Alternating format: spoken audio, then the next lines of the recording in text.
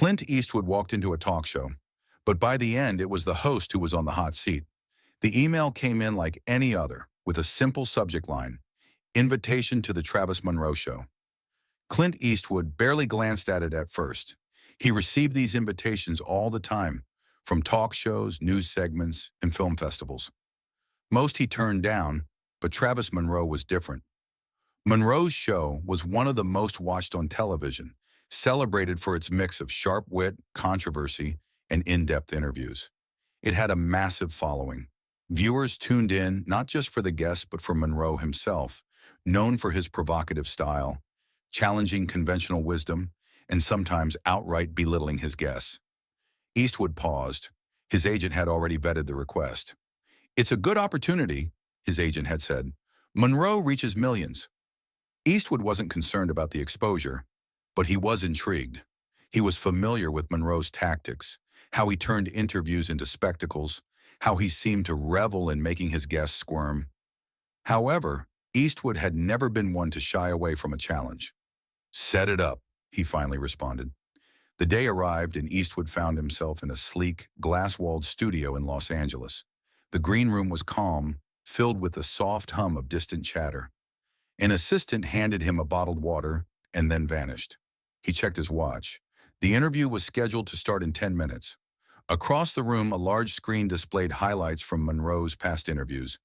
Eastwood watched as clips of political figures, film stars, and industry tycoons flickered on the screen. Some laughed nervously, some debated passionately, others sat silently as Monroe maneuvered them like pieces on a chessboard.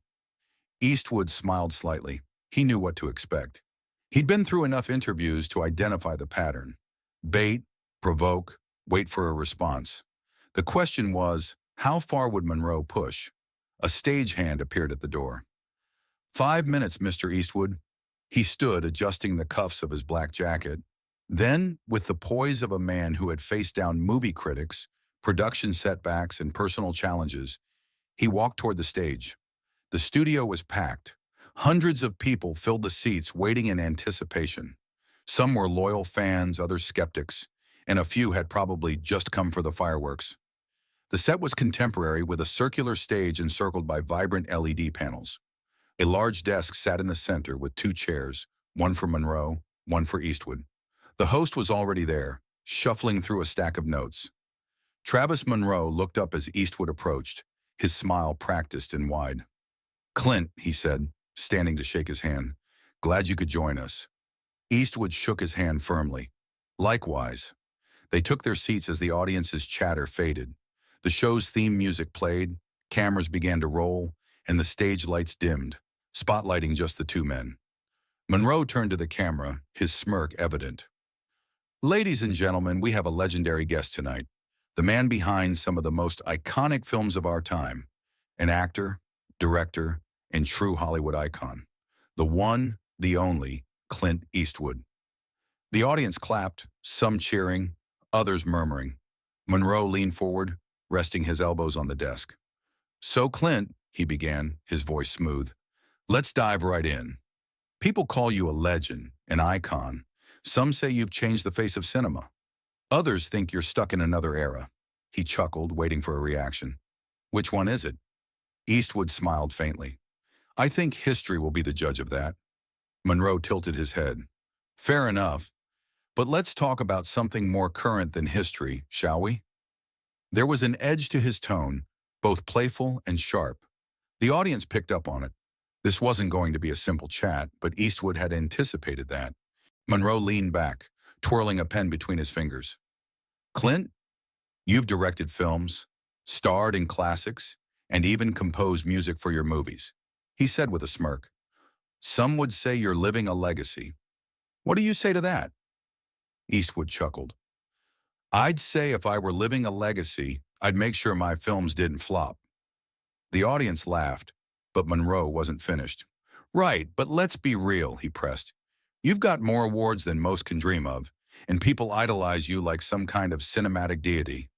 Do you ever wake up and think, maybe I should retire before I become just a shadow of my past?" The crowd chuckled again, but Monroe's delivery had an undertone of challenge. He wasn't joking, not really. Eastwood nodded slowly, considering his words. If I were a shadow of my past, I'd at least have a quiet ranch by now. But I keep making movies. That drew a few laughs, but Monroe wasn't letting go. He flipped through his notes, feigning to search for something. Ah, yes, he said, tapping a note. Speaking of your latest project, didn't you just clash with your crew over creative control? Eastwood's expression remained impassive. We had to make some decisions.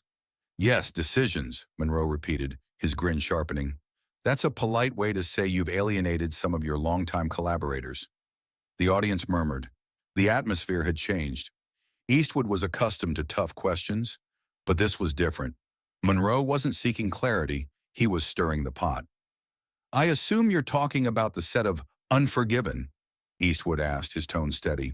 That's the one, Monroe said, leaning in. Reports say there were tears, Clint. Tears. You've got a legacy to protect. Was that really necessary? Eastwood exhaled quietly. I think you know that making a film isn't about keeping everyone happy. It's about telling a story. Unforgiven was a labor of love. Monroe shrugged. Must be tough, being a legend and making all those hard calls. The audience gave a nervous laugh. Some clapped, others remained silent. Eastwood didn't flinch. It's tough making a film. There's a distinction. Monroe tilted his head, sensing an opening. He gestured toward the crowd. You hear that, folks? Tough being the guy who defines an era but can't let go. A few more chuckles, a few more murmurs. Eastwood let the moment linger, then he leaned forward just slightly. Do you want to have a genuine conversation, Travis? Or are you just here to perform? The air in the room tightened. The audience went completely silent. Even Monroe blinked, just for a second. But he recovered quickly, his smirk unwavering. Oh, I love a good conversation, Clint. But I also love the truth. And the truth is, some say you're out of touch, that your films are relics of a bygone time. This industry, it's changed under your watch. Eastwood raised an eyebrow. That's funny. $1 Million Baby wasn't considered a relic when it won Best Picture. Monroe smirked. Right. But let's talk about something people really care about. He turned to the audience. Do we have any fans of the classic Eastwood films in the crowd? A few hands went up. Monroe grinned. Nice. Do you think his approach to storytelling still resonates today? A few cheers, a few hesitations. Interesting, Monroe said, turning back to Eastwood, because some critics don't. They say your portrayal of masculinity, your themes, they're not what audiences want anymore. Do you feel any responsibility when your work is seen as outdated? Eastwood's fingers tapped lightly on the desk. You know, Travis, we could talk about any director's work and find critics, but nobody asked Martin Scorsese if he feels responsible when someone doesn't like Taxi Driver. Monroe chuckled. Fair, fair, but Scorsese isn't known for a single archetype. You are. Eastwood smiled. Not just one, and my work has evolved with me. Monroe sighed theatrically. All right, let's move on. You've been criticized for your political views, your approach to filmmaking. What happens when your legacy is overshadowed by controversy? A few audience members laughed nervously. Eastwood waited a moment, then said, You read too many tabloids, Travis. The audience laughed again, but Monroe wasn't backing down. But Eastwood wasn't done either. Monroe tapped his notes on the desk, his smirk growing. He was enjoying this now. Come on, Clint, you can't tell me you don't see the controversy. You've been called everything from a conservative icon to an outdated symbol. At what point do we acknowledge that your influence might be waning? Eastwood tilted his head slightly, his expression unreadable. You think my influence is waning? Monroe spread his hands. I think when one man has defined a genre, directed for decades, acted in countless films, yeah, it raises questions about relevance. The audience murmured. Some nodded, others weren't so sure. Eastwood let the moment hang. Then he said, I think people should ask questions. I think skepticism is healthy. But the idea that I've outlived my usefulness, that's a bit overstated. Monroe chuckled. Well, you did say once that the good, the bad, and the ugly was your last Western. Sounds like retirement talk to me. Eastwood smiled faintly. It's actually Cry Macho, where I said I might slow down. but we keep moving. Monroe waved it off. Okay, but let's talk about something you can't brush off so easily. He turned to the audience. Raise your hand if you've heard about the controversy surrounding your latest film. A few hands went up. Others stayed still.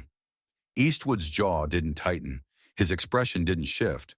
But something changed in his eyes. Monroe pressed forward. There have been articles, Clint, saying your depiction of characters is out of step with modern sensibilities. How does the man who wants to tell timeless stories allow this disconnect? A few murmurs rippled through the audience. Some leaned in, others sat back, watching closely. Eastwood's voice was steady when he responded. You're talking about a debate that's as old as filmmaking itself, and when we've faced criticism, we've listened. Monroe scoffed. Right, so you're saying it's just the nature of the business? Eastwood exhaled softly. I'm saying it's not unique to my work, and it's not something we ignore. But if you want to talk about criticism, let's talk about your show. Monroe blinked just for a second. Excuse me? Eastwood leaned forward slightly. You host a program that's been criticized for sensationalism, for stirring up controversy rather than fostering understanding. You sit there and critique my art, but your show thrives on the very division you claim to decry. The crowd stirred. This wasn't the usual back and forth anymore. Monroe chuckled, but it was thinner now. Nice deflection, but I'm not the one. Eastwood cut him off. You're not the one making artistic choices for decades, confronting changing times. You're not the one who's had to adapt while staying true to a vision. You're not the one whose work is dissected for cultural impact. Silence. Monroe opened his mouth, but nothing came out right away. Eastwood continued, his voice calm. You want to talk about influence? Let's talk about yours. You sit here pretending to give voice to the public's concerns, but your ratings come from the same sensational tactics you critique, and the moment you push too hard in the wrong direction, you're off the air. The audience didn't know how to react. Some clapped, some just stared. Monroe forced a chuckle. So now you're turning this on me? Eastwood shrugged. I thought you appreciated the truth. For the first time that night, Monroe didn't have a quick comeback. He shuffled his notes, trying to regain control. But something had shifted. Eastwood sat back watching him, but the moment wasn't over yet.